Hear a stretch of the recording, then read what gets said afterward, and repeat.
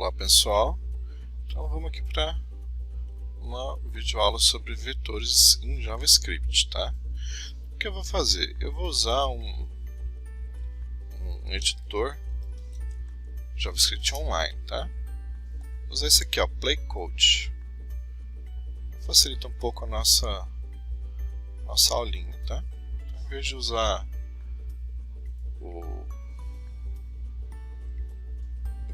lá o Notepad++, vou usar esse editorzinho aqui, que ele ajuda bastante. Podem usar aí também, tá? playcode.io.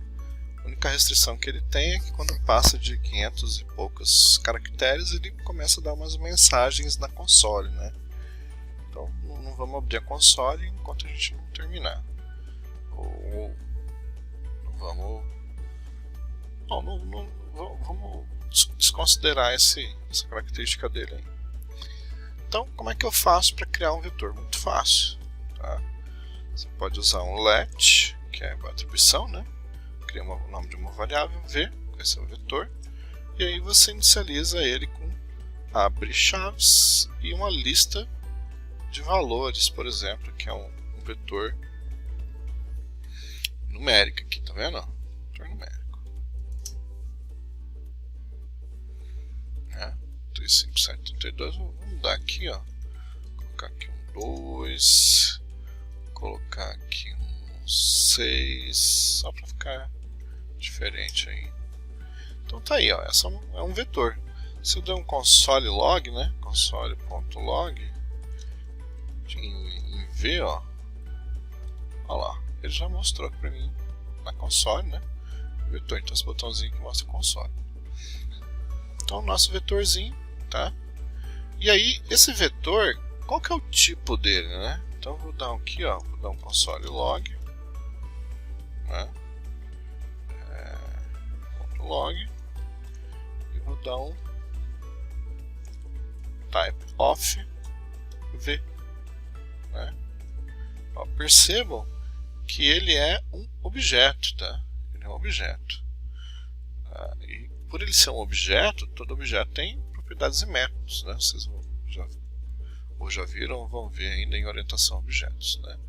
Propriedades e métodos. E aí, uma das propriedades que esse vetor tem é o push, né? Tem um push. O que o push faz? Ele acrescenta, né, elementos no vetor. Aqui é legal até que esse editorzinho mostra um helpzinho aqui, ó.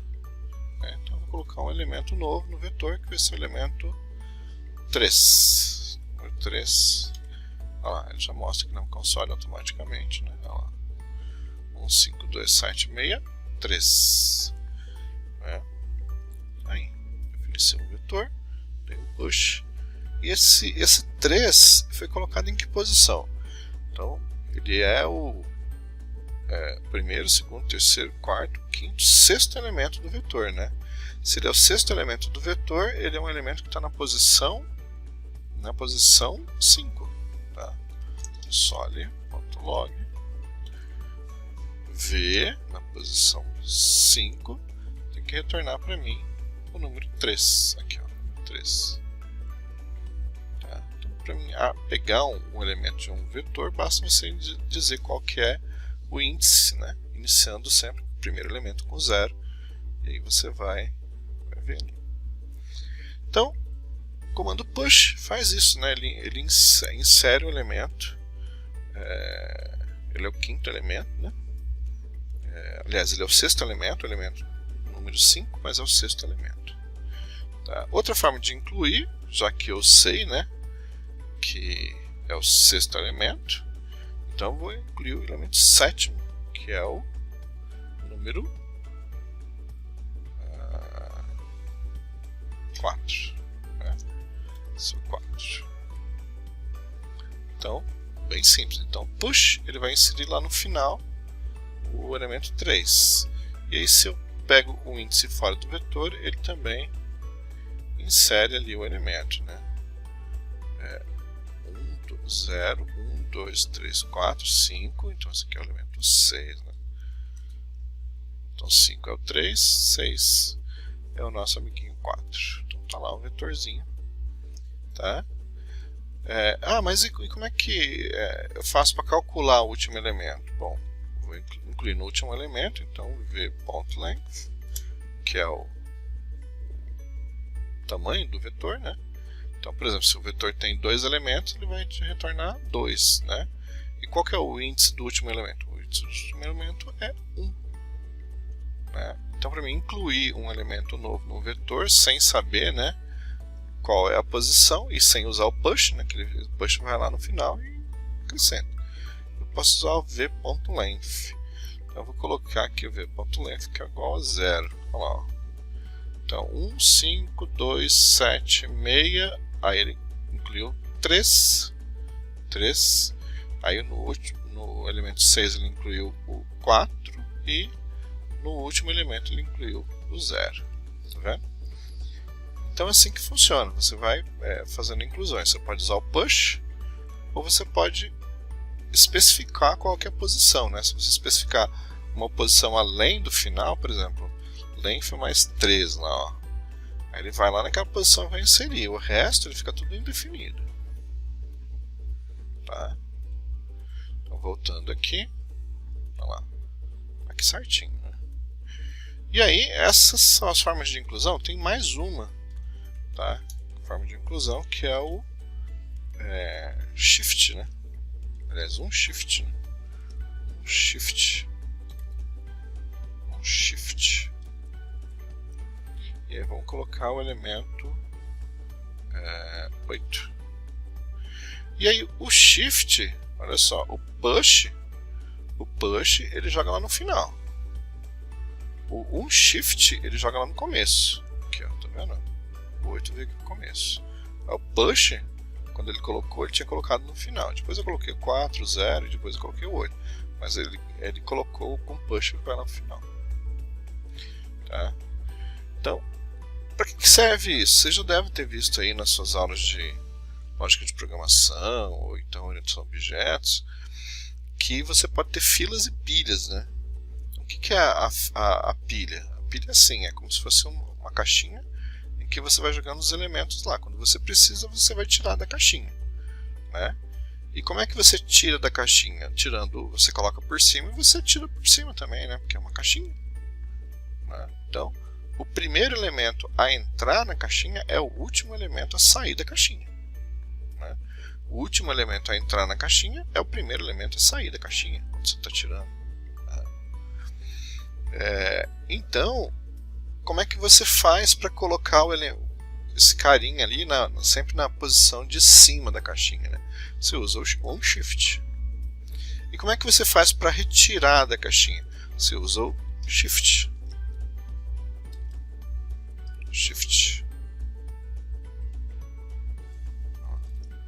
Então, quando eu uso o comando shift, ele remove o elemento da caixinha. Então, ele colocou o 8 no começo e tirou o 8 do começo. Tá? Tanto que não aparece mais o 8 aqui. Então, né? E o push? O push ele coloca no final. Lembra o negócio da fila? O negócio da fila é o seguinte: o primeiro que entra na fila, né, é o primeiro que sai, diferente da pilha. Né? E aí a gente tem o comando pop, né, que tira lá do final. Tá? Às vezes você quer tirar do final, então você pode usar o comando pop. Então, o shift remove o elemento do começo, o push joga o elemento novo lá no final. O unshift ele inclui no começo, o push inclui no final. Para remover do final a gente usa o pop. Tá? Então essas são as formas de incluir. Né? Você pode incluir com push ou com shift. E remove ou com pop ou com shift. Tá? E você pode especificar exatamente qual posição do vetor você quer incluir. Ou você pode dizer assim, olha, na posição length, né, que é o último elemento, mais um. Visto que você tem 2 elementos no vetor. Qual que é o length dele? É 2. Né? Qual que é a posição do último elemento? É 1. Porque o primeiro elemento é 0, então o segundo elemento é 1. Né? Então, para mim incluir um vetor, uma posição nova do vetor, tem que incluir na posição 2, que é exatamente o length. Nesse caso aqui, que você tem dois elementos somente no vetor. Então o length vai ser 2, e aí a gente consegue incluir no final também. O que é melhor? Usa push, né, gente? Usa push. Quero colocar no final, fazer inclusões, né? No final, você vai e ele vai entrando na fila, né? O push vai entrando na fila. E aí o shift, o shift ele vai tirando, né? O primeiro elemento dessa sua fila. Então você inclui com push, ele joga lá no final o elemento. Você dá um shift, ele pega o primeiro elemento e aí tira da sua lista. Tá? Então essa parte aí é de inclusão.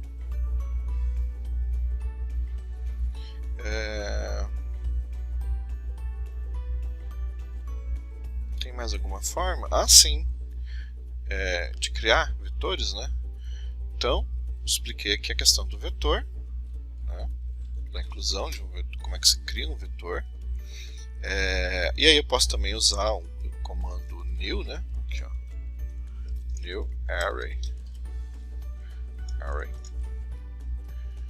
E aí a gente, acho que não tem esse carinha aqui, né? Você pode no máximo, tem.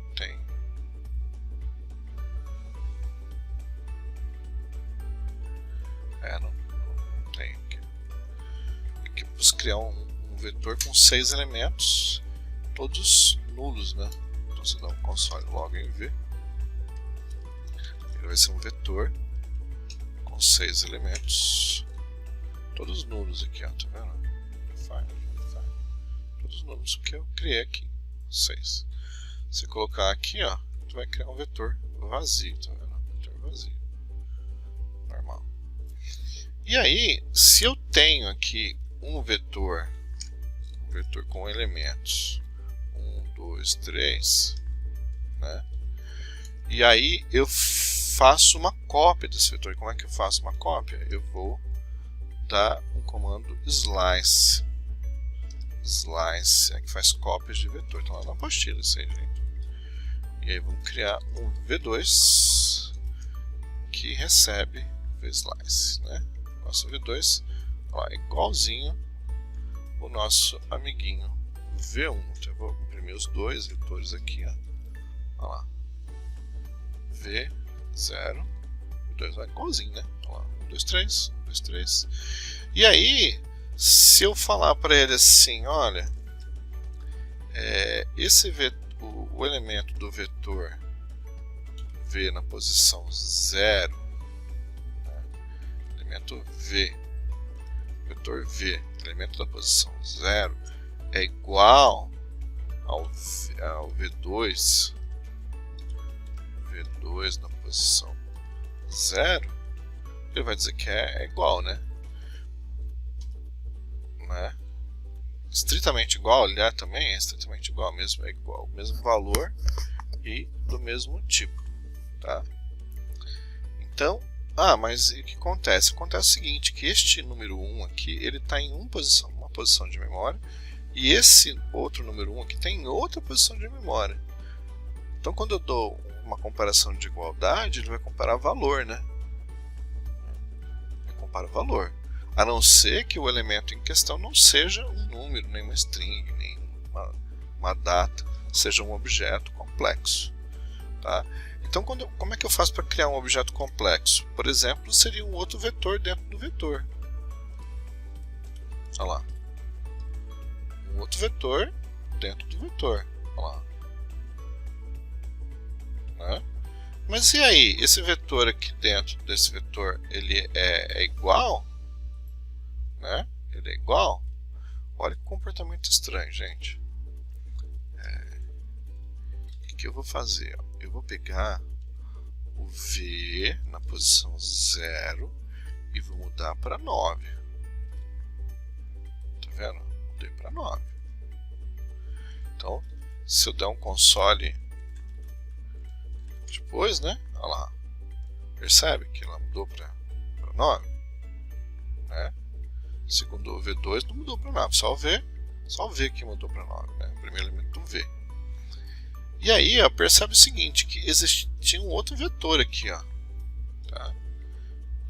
Olha aqui, ó. Vou abrir ele aqui. Tá? Então, este vetor aqui é este aqui, ó.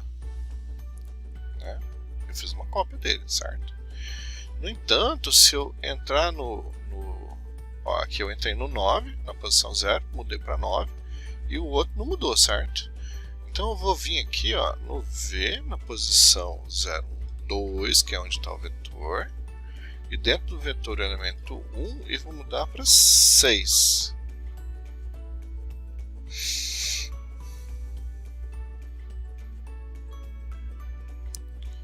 É 3, né? São 3. E mudar para 6. E aí, você acha que aqui vai estar diferente daqui? Olha lá, ó. Mudei para 6 e aqui mudou para 6 também. Tá? Percebe o que aconteceu, professor? É o seguinte, esses valores que estão aqui, que são valores simples, que são números, né? São números. Eles não são objetos, né? Não são objetos formais, aí são tipos que a gente chama seriam como se fosse um tipo primitivo. O objeto aqui, ó, esse vetor aqui é um objeto mais complexo, que é um tipo complexo que a gente chama.